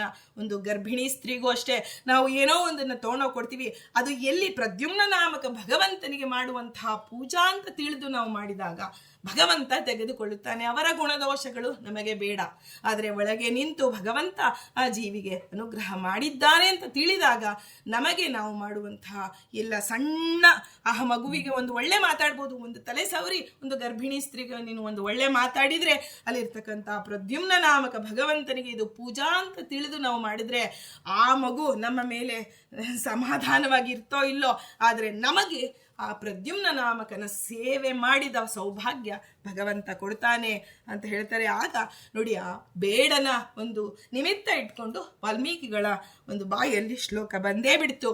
ಅಂದ್ರೆ ಆ ಒಂದು ಅನುಷ್ಠುಪ್ ಛಂದಸ್ಸಿನ ಆ ಒಂದು ಶ್ಲೋಕ, ಆ ದ್ವಿಪದಿ ಅನ್ನೋದು ಸಂಸ್ಕೃತ ಸಾಹಿತ್ಯದಲ್ಲಿ ಮೊದಲ ಶ್ಲೋಕ ಅಂತ ಪರಿಗಣಿಸ್ತಾರೆ. ಆಗ ಬ್ರಹ್ಮದೇವರು ಬರ್ತಾರೆ ವಾಲ್ಮೀಕಿಗಳ ಈ ಛಂದಸ್ಸಿನಲ್ಲಿ ಬೆಳಗ್ಗೆ ನೀನು. ಆಗ ವಾಲ್ಮೀಕಿಗಳು ಮತ್ತೆ ಮತ್ತೆ ಅದನ್ನು ಪುನರುಚ್ಚಾರ ಮಾಡಿ ನೋಡಿದಾಗ ಇಡೀ ರಾಮಾಯಣ ಆ ಶ್ಲೋಕದಲ್ಲಿ ಇಡೀ ಆ ರಾಮಾಯಣವೇ ಆ ಶ್ಲೋಕದಲ್ಲಿ ತುಂಬಿ ಬರುವಂತೆ ಭಗವಂತ ಅವರಿಂದ ಹೊರಹೊಮ್ಮಿಸಿರ್ತಾನೆ. ಈಗ ಹೇಳಿ, ಇದು ಶಾಪವೋ ವರವೋ? ಅಲ್ಲಿ ನೋಡಿ, ವಾಲ್ಮೀಕಿಗಳು ಋಷಿಗಳು ಅವರು ಒಂದು ಯಾವುದೋ ಒಬ್ಬ ಬೇಡನ ಅವನು ಬೇಡ ಅಂದ್ರೇನೆ ಅವನು ಪಕ್ಷಿಗಳನ್ನ ಕೊಂದು ಪ್ರಾಣಿಗಳನ್ನ ಕೊಂದು ಅದನ್ನ ಜೀವನ ಮಾಡುವನು. ಅವನಿಗೆ ಯಾಕೆ ಇವರು ಕೋಪ ಬರಬೇಕಾಯ್ತು, ಶಾಪ ಕೊಡಬೇಕಾಗಿತ್ತು? ಕೋಪ ಯಾಕೆ ಮಾಡಿಕೊಂಡ್ರು? ಯಾಕಂದ್ರೆ ಕ್ರೋಧ ಅನ್ನೋದು ಬಹಳವಾದಂತಹ ನಮಗೆ ಶಿಕ್ಷೆ ತರುವಂತಹ ಆ ಒಂದು ಸಂಕಟದ ಪ್ರಸಂಗ. ನಿಜವಾಗಿ ಕೋಪ ಯಾರನ್ನ ಸುಡೋದಿಲ್ಲ ರೀ. ನಮಗೆ ಕೋಪ ಬಂತು ಅಂದ್ರೆ ಅದು ಮೊದಲು ನಮ್ಮನ್ನ ಸುಟ್ಟು ಇನ್ನೊಬ್ಬರನ್ನ ಆಮೇಲೆ ಸುಡತ್ತೆ ಅಂತ ನಾವು ತಿಳಿತೀವಿ. ಹಾಗಾಗಿ ಈ ಕೋಪ ಏನಕ್ಕೆ ಮಾಡಿಕೊಳ್ಳಬೇಕಾಗಿತ್ತು ವಾಲ್ಮೀಕಿ ಋಷಿಗಳು ಅಂದ್ರೆ ಅದು ಒಳಗಡೆಯಿಂದ ಅನುಗ್ರಹವಾಗಬೇಕಾಗಿದೆ. ಆ ಛಂದಸ್ಸಿನಿಂದ ಮುಂದೆ ರಾಮಾಯಣವನ್ನ 24,000 ಆ ಒಂದು ರಾಮಾಯಣ ಶ್ಲೋಕದಲ್ಲಿ ರಾಮಾಯಣ ಆ ವಾಲ್ಮೀಕಿಗಳಿಂದ ಹೊರಹೊಮ್ಮಿಸಬೇಕಾಗಿದೆ ಭಗವಂತ. ಅದಕ್ಕೆ ಬ್ರಹ್ಮದೇವರಲ್ಲಿ ನಿಂತು ಬಂದೇ ಬಿಟ್ಟಿದ್ದಾನೆ. ಅದರಿಂದ ಅವನಿಗೆ ಅನುಗ್ರಹ ಮಾಡ್ತಾರೆ ಬ್ರಹ್ಮದೇವರು. ನೀವು ಮುಂದೆ ಬರಿಬೇಕು, ಈ ರಾಮಾಯಣದ ರಚನೆ ಮಾಡಬೇಕು ಅಂದಾಗ ಇವತ್ತು ನಾವೇನು ಆದಿತ್ಯ ಹೃದಯವನ್ನು ನೋಡ್ತೇವೆ, ವಾಲ್ಮೀಕಿಗಳಿಂದ ನಾವು ನಿಜವಾಗಿ ವಾಲ್ಮೀಕಿ ಋಷಿಗಳಿಂದ ನಾವು ಅನುಗ್ರಹಿತರೋ, ಇಲ್ಲಾಂದ್ರೆ ನಮಗೆ ಒಂದು ಆದಿತ್ಯ ಹೃದಯದ ಒಂದು ಶ್ಲೋಕ ಅಲ್ಲ, ಒಂದು ಚರಣವೂ ನಮ್ಮಿಂದ ಅರ್ಥ ಮಾಡಿಕೊಳ್ಳೋದಕ್ಕೆ ಸಾಧ್ಯವಿಲ್ಲ. ಅದರಲ್ಲೂ ಸಕಾಲದಲ್ಲಿ ಮಾಡ್ತಾ ಇದ್ದೇವೆ ಅಂದ್ರೆ ಅದಕ್ಕೆ ನಿಜವಾಗಿ ನಾವು ವಾಲ್ಮೀಕಿಗಳಿಂದ ವಾಲ್ಮೀಕಿ ಋಷಿಗಳನ್ನ ಪ್ರತಿನಿತ್ಯ ನಾವು ಸ್ಮರಣೆ ಮಾಡಬೇಕು. ಸ್ವಾಮಿ, ನೀವು ಹೇಳಿದಂತಹ ಆ ಶ್ಲೋಕಗಳನ್ನ ಇವತ್ತು ಬಾಯಿಂದ ಸರಾಗವಾಗಿ ನಾವು ಹೇಳ್ತಾ ಇದ್ದೇವೆ ಅಂದ್ರೆ ಇದು ನಿಮ್ಮ ಅನುಗ್ರಹ ಅಂದಾಗ ಅವರಿಗೆ ಯಾರು ಅನುಗ್ರಹ ಮಾಡಿದ್ರು? ಬ್ರಹ್ಮದೇವರ ಎಲ್ಲಿಂದ ಎಲ್ಲಿಗೆ ಹೋಯ್ತು ನೋಡಿ. ನಾವು ಕೇವಲ ವಾಲ್ಮೀಕಿ ಋಷಿಗಳಿಗೆ ನಾವು ಮಾಡಿದ್ರೆ ಅವರ ಅಂತರ್ಯಾಮಿಯಾದ ಭಗವಂತನು ನಮಗೆ ಸಂತುಷ್ಟನಾಗ್ತಾನೆ. ಬ್ರಹ್ಮದೇವರ ಅಂತರ್ಯಾಮಿಯಾದ ರಾಮಾಯಣವಾಗಿ ಒಂದು ಕಥಾನಾಯಕನಾದಂತಹ ಶ್ರೀರಾಮ ಸೀತೆಯರು ಪರಿವಾರದ ಪಟ್ಟಾಭಿರಾಮ ಅಂದ್ರೆ ಎಲ್ಲರೂ ಬಂದು ಬಿಟ್ರು. ಹನುಮಂತನಿಂದ ಒಡಗೂಡಿದ್ದು ಪಟ್ಟಾಭಿರಾಮ ರೂಪ. ನಮಗೆ ಶ್ರೀಮದಾಚಾರ್ಯರು ನಮ್ಮ ಒಂದು ಮಠಕ್ಕೆ ಅನುಗ್ರಹಿಸಿದಂತಹ ಮೂರ್ತಿಯೇ ಪಟ್ಟಾಭಿರಾಮ. ಅದು ಆಮೇಲೆ ಬಂತು ವ್ಯಾಸರಾಜರಿಗೆ ಶ್ರೀಕೃಷ್ಣ ಬಂತು, ಮೂಲ ಕೃಷ್ಣ ವಿಜಯತೆ ಅಂತ ಬಂತು, ಗೋಪಾಲಕೃಷ್ಣ ವಿಜಯತೆ. ಆದರೆ ಮುಂಚೆ ಆ ಬ್ರಹ್ಮಣ್ಯ ತೀರ್ಥರೇನು ಪೂಜೆ ಮಾಡ್ತಿದ್ರು ಅಂತ ನಮಗೊಂದು ಸಂದೇಹ ಬರ್ತಿತ್ತು. ಅಂದ್ರೆ ಪಟ್ಟಾಭಿರಾಮ ಅಂದಾಗ ಎಲ್ಲರೂ ಹನುಮಂತನಿಂದ ಒಡಗೂಡಿದಂತಹ ರಾಮ ಎಲ್ಲರೂ ಬಂದರು. ಇಂತಹ ರಾಮದೇವರ ಅನುಗ್ರಹವನ್ನ ನಮಗೆ ಪಡೆಯುವುದಕ್ಕೆ ನೋಡಿ ವಾಲ್ಮೀಕಿಗಳು ಅವತ್ತು ಒಂಚೂರು ಹೃದಯ ಅವರ ವಿದ್ರಾವಕವಾದಂತಹ ಒಂದು ಸ್ಥಿತಿ ಆಗಿದ್ದಕ್ಕೆ ಇಷ್ಟೆಲ್ಲ ಜನರಿಗೆ ಅನುಗ್ರಹವಾಯಿತು. ಇವತ್ತು ಮನೆ ಮನೆಯಲ್ಲಿ ರಾಮಾಯಣದ ಒಂದು ಚಿಂತನೆ ನಡೆಯುತ್ತೆ ಅಂದ್ರೆ ಅದು ಶ್ರೀಮದಾಚಾರ್ಯರ ಆ ರಾಮಾಯಣವನ್ನ ಕೇಳುವಂತಹ ಅಧಿಕಾರಿಗಳು ಬೇರೆ. ಆದರೆ ಸಾಮಾನ್ಯ ಜನಕ್ಕೂ ರಾಮಾಯಣವನ್ನು ತಲುಪಿಸಿದವರು ವಾಲ್ಮೀಕಿ ಮಹರ್ಷಿಗಳಾಗಿದ್ದಾರೆ. ಹೀಗೆ ಇಂತಹ ವಾಲ್ಮೀಕಿ ಋಷಿಗಳಿಗೆ ಇದು ಬರವೇ ಆಯಿತು. ನಮಗಂತ ಏನು ಭಗವಂತ ಏನು ಕೊಟ್ಟರೋ ಅದು ನಮಗೆ ಅವನ ಅನುಗ್ರಹ ಅಂತ ತಿಳಿದ ವಾಲ್ಮೀಕಿ ಋಷಿಗಳಿಗೆ ನಾವಿವತ್ತು ನಮಸ್ಕಾರ ಮಾಡೋಣ. ಸ್ವಾಮಿ, ನಮ್ಮ ಜೀವನದಲ್ಲೂ ಏನೇ ಆಗಲಿ ನಮಗೆ ಒಳ್ಳೆಯದು ಕೆಟ್ಟದ್ದು ಅಂತ ಬೇರೆ ಬೇರೆ ನಾವು ವಿಭಾಗ ಮಾಡ್ಕೊಳ್ತೇವೆ. ಇದು ಹಾಲು, ಇದು ರೂಮು, ಇದು ಅಡಿಗೆ ಮನೆ, ಇದು ಬಚ್ಚಲ್ ಮನೆ ಅಂತ. ಆದರೆ ಆ ಒಂದು ನಿಜವಾಗಿ ನೋಡೋದಕ್ಕೆ ಹೋದರೆ ಇದು ದೇವನ ಮನೆ. ಇಡೀ ನಮ್ಮ ಭೂಮಂಡಲವೇ ಭಗವಂತ ಕೊಟ್ಟಂತಹ ಅನುಗ್ರಹ. ಅವನ ಮನೆ ಇದು. ಅವನ ಮನೆಯಲ್ಲಿ ಎಲ್ಲೋ ಒಂದು ಮೂಲೆಯಲ್ಲಿ ಏನು ಸಣ್ಣ ಅಣು ಪ್ರಮಾಣದ ಜೀವ ನಾನು ಇಂತಹ ದೊಡ್ಡ ದೇಹ ಕೊಟ್ಟಿದ್ದಾನೆ. ನಮಗೆ ದಾಸತ್ವದ ಅನುಭವ ಬರೋದಕ್ಕಾಗಿ ನಾವು ಇದನ್ನೆಲ್ಲ ಮತ್ತೆ ಮತ್ತೆ ಕೇಳ್ತಾ ಇರಬೇಕು ಅಂತ ಮುಂದೆ ಹೋಗೋಣ. ಈಗ ಪಾಂಡುವಿಗೆ ಋಷಿ ಕಿಂದಮನಿಂದ ಶಾಪವಾಗುತ್ತೆ. ಕಿಂದಮ ಋಷಿಗಳು ನಾವು ಹಿಂದೆ ಕೇಳಿದ್ವಿ, ಕುಂತಿದೇವಿಯ ಒಂದು ಚರಿತ್ರೆ ಮಾಡುವಾಗ ಕೇಳ್ತಾ ಇದ್ದೀವಿ. ಆ ಕಿಂದಮ ಋಷಿಗಳಿಂದ ಪಾಂಡು ಅತ್ಯಂತ ಉತ್ತಮವಾದಂತಹ ಬೇಟೆಗಾರನಾಗಿದ್ದ. ಆ ಕಾಡಿನಲ್ಲಿ ಬೇಟೆಯಾಡಕ್ಕೆ ಅಂತ ಹೋದಾಗ ಆ ಕಿಂದಮ ಮಹರ್ಷಿಗಳು ಆ ಜಿಂಕೆಯ ರೂಪಗಳನ್ನು, ಆ ಪತಿಪತ್ನಿಯರು ಜಿಂಕೆಯ ರೂಪವನ್ನು ತೆಗೆದುಕೊಂಡು ವಿಹಾರ ಮಾಡ್ತಾ ಇರ್ತಾರೆ. ಆಗ ನಿಜವಾಗಿ ಈಗ ಜಿಂಕೆಯನ್ನ ಸಾಮಾನ್ಯವಾಗಿ ಕ್ರೂರ ಮೃಗಗಳನ್ನು ಬೇಟೆಯಾಡಬೇಕು, ಆದರೆ ಜಿಂಕೆಯನ್ನೇ ಯಾಕೆ ಬೇಟೆಯಾಡಬೇಕು ಅಂದಾಗ ಅಂದರೆ ನೋಡಿ, ಒಳಗಿನಿಂದ ಭಗವಂತ ಯಾವಾಗ ಹೇಗೆ ಪ್ರೇರಣೆ ಮಾಡ್ತಾನೆ ಗೊತ್ತಿಲ್ಲ. ಯಾಕೆ ಅಂದರೆ ಮುಂದೆ ಪಾಂಡವರು ಬರಬೇಕಾಗಿದೆ. ಈ ಒಂದು ಪಾಂಡುವಿನಿಂದ ಕುಂತಿಗೆ ಇಷ್ಟೆಲ್ಲ ದೇವತೆಗಳು ಬರೋದಕ್ಕೆ ಸಾಧ್ಯವೇ ಇಲ್ಲ. ಅಂದರೆ ಇವತ್ತು ನಾವು ಯೋಚನೆ ಮಾಡೋಣ, ಕಿಂದಮ ಋಷಿಗಳು ಪಾಂಡುವಿಗೆ ಶಾಪ ಕೊಟ್ಟರು, ವರ ಕೊಟ್ಟರು, ಅಂದರೆ ವರವೇ ಕೊಟ್ಟಿದ್ದಾರೆ ಅಂತಲೇ ಅದು ನೋಡಿ, ಮೇಲ್ನೋಡಕ್ಕೆ ಸಮಾಧಿ ಭಾಷೆ, ಅವರ ಚರಿತ್ರೆಯೇ ನಮಗೆ ಗುಹ್ಯ ಭಾಷೆಯಾಗಿ ಬಿಟ್ಟಿದೆ. ಒಬ್ಬ ಜ್ಞಾನಿಗಳ ಚರಿತ್ರೆಯನ್ನ ನಾವು ಒಂದು ದೃಷ್ಟಿಕೋನ ಇಟ್ಟುಕೊಂಡು ನೋಡಿದಾಗ ಆ ಒಂದು ಕಿಂದಮ ಋಷಿಗಳು ಪಾಂಡುವಿಗೆ ಅನುಗ್ರಹವನ್ನೇ ಮಾಡಿದರು. ಯಾಕೆಂದ್ರೆ ಕುಂತಿದೇವಿಯನ್ನ ಮದುವೆ ಆಗಿದ್ಯಪ್ಪ, ದುರ್ವಾಸರ ಒಂದು ಅನುಗ್ರಹವನ್ನ ಪಡೆದವಳವಳು, ಅದರಿಂದ ಮುಂದೆ ವಾಯುದೇವರು ಬರಬೇಕಾಗಿದೆ, ಅಂದ್ರೆ ಆ ಭೀಮಸೇನ ದೇವ ಬರಬೇಕಾಗಿದೆ. ಪಾಂಡುವಿನಿಂದ ಅಂತಹ ಒಂದು ಪುತ್ರರ ಜನ ಆಗ್ತಾ ಇರಲಿಲ್ಲ, ಆದರೆ ಅವರಿಬ್ಬರಿಗೂ ಅನುಗ್ರಹವಾಗಬೇಕಾಗಿದೆ ಅಂತ ತಿಳಿದು ಕಿಂದಮ ಋಷಿಗಳಲ್ಲಿರೋ ಭಗವಂತ, ಅಂತರ್ಯಾಮಿಯಾದ ಭಗವಂತ ಕೊಟ್ಟಂತಹ ಒಂದು ಮಾಡಿದಂತಹ ಅನುಗ್ರಹ ಅಂತ ತಿಳಿಬೇಕು. ಮುಂದೆ ಇದನ್ನ ಪಾಂಡು ಮಹಾಭಾರತದಲ್ಲಿ ಹೇಳ್ತಾನೆ, ಇಂತಹ ಒಂದು ಶಾಪ ನನಗೆ ಬಂದಿದ್ದು ವರ ಅಂತ ಹೇಳಿ ಪಾಂಡು ಚಿಂತನೆ ಮಾಡ್ತಾನೆ ಅಂತ ಹೇಳಿ ವೇದವ್ಯಾಸರು ತಿಳಿಸ್ತಾರೆ. ಈಗ ನೀನು ಆ ಕಿಂದಮ ಋಷಿಗಳು ಏನು ಹೇಳಿದ್ರು, ನಿನ್ನ ಒಂದು ಪತ್ನಿಯೊಂದಿಗೆ ನೀನು ದೈಹಿಕ ಸಂಪರ್ಕವನ್ನ ಯಾವ ಕ್ಷಣದಲ್ಲಿ ಮಾಡ್ತೀಯೋ ಆ ಕ್ಷಣ ನಿನಗೆ ಮರಣ ಉಂಟಾಗಲಿ. ಆಗ ಅವನಿಗೆ ವಿರಕ್ತಿಯೂ ಬಂತು. ಪಾಂಡು ಮಹಾರಾಜನಿಗೆ ಸಂಸಾರದಲ್ಲಿ ವಿರಕ್ತಿ ಬರಬೇಕಾದ್ರೆ, ಇಲ್ಲ ಅಂದ್ರೆ ಕುಂತಿದೇವಿ ಅಂತಹ ಮಹಾಪ್ರಾಜ್ಞೆ, ಅವಳು ಅಂತಹ ಯೌವನದಲ್ಲಿ ತನ್ನ ಗಂಡ ಇಬ್ಬರಿಗೂ ಸರ್ವಗುಣ ಸಂಪನ್ನರು ಇಬ್ಬರು, ಆದರೆ ಒಂದು ಸಂಪರ್ಕವೇ ಇಲ್ಲ. ಆದರೆ ಆ ನಿಗ್ರಹ ಶಕ್ತಿ ಎಲ್ಲಿಂದ ಬಂತೋ, ಒಳಗೆ ಅಂತರ್ಯಾಮಿಯಾಗಿದ್ದ ಭಗವಂತ ಪ್ರೇರಣೆ ಮಾಡಿದ.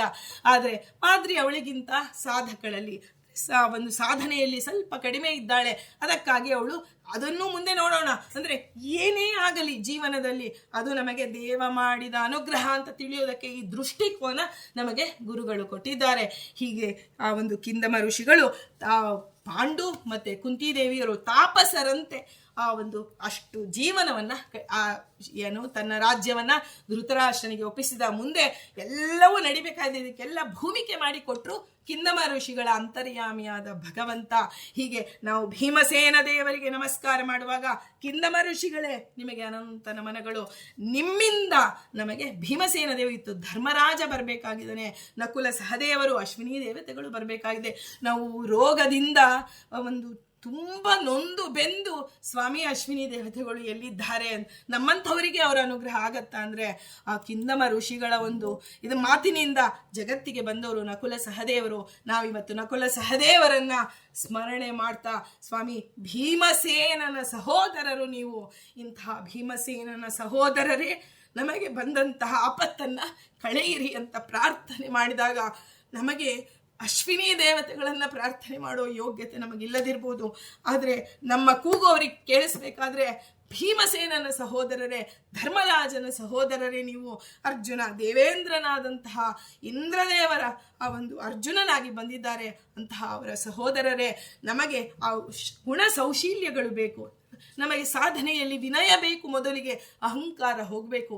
ನಾನು ಅನ್ನೋ ಅಹಂಕಾರ ಹೋದಾಗಲೇ ನಮಗೆ ನಮ್ಮ ಸಾಧನೆ ಪ್ರಾರಂಭವಾಗೋದು. ನೀವು ನಮಗೆ ವಿನಯವನ್ನ ಅನುಗ್ರಹ ಮಾಡ್ರಿ, ಆ ಒಂದು ರೋಗಮುಕ್ತವಾದಂತಹ ಶರೀರವನ್ನು ಅನುಗ್ರಹಿಸಿರಿ ಅಂತ ಪ್ರಾರ್ಥನೆ ಮಾಡೋದಕ್ಕೆ, ಇಷ್ಟೆಲ್ಲ ಮಾಡೋದಕ್ಕೆ ಕಾರಣರು ಯಾರು? ಕಿಂದಮ ಋಷಿಗಳಲ್ಲಿರೋ ಅಂತರ್ಯಾಮಿಯಾದ ಭಗವಂತನಿದ್ದಾನೆ ಅಂತ ಹೇಳ್ತಾ, ಹೀಗೆ ನಾನು ಒಂದು 7 ದಿನಗಳ ಕಾಲ ಈ ರೀತಿ ನಾವು ಋಷಿಮುನಿಗಳಲ್ಲಿ ಅವರ ಚರಿತ್ರೆಯ ಮೂಲಕ ಒಂದು ಪ್ರಮೇಯವನ್ನ ನಮ್ಮ ಮನಸ್ಸಿಗೆ ದಾರ್ಢ್ಯತೆಯನ್ನು ತೆಗೆದುಕೊಳ್ತಾ, ಸಮಸ್ತ ಋಷಿಗಳ ಅಂತರ್ಗತ ಮುಖ್ಯ ಪ್ರಾಣ ಅಂತರ್ಗತ ಶ್ರೀ ಕೃಷ್ಣಾರ್ಪಣಮಸ್ತು ಸರ್ವಂ ಶ್ರೀಹರಿಮಯಂ ಅನ್ನುವಂತಹ ಉತ್ತಮವಾದ ಅನುಸಂಧಾನ ದೇವ ನಮಗೆ ಕೊಡಲಿ ಅಂತ ಹೇಳಿ ಪ್ರಾರ್ಥನೆ ಮಾಡೋಣ. ಜೈ ಶ್ರೀ ಕೃಷ್ಣ.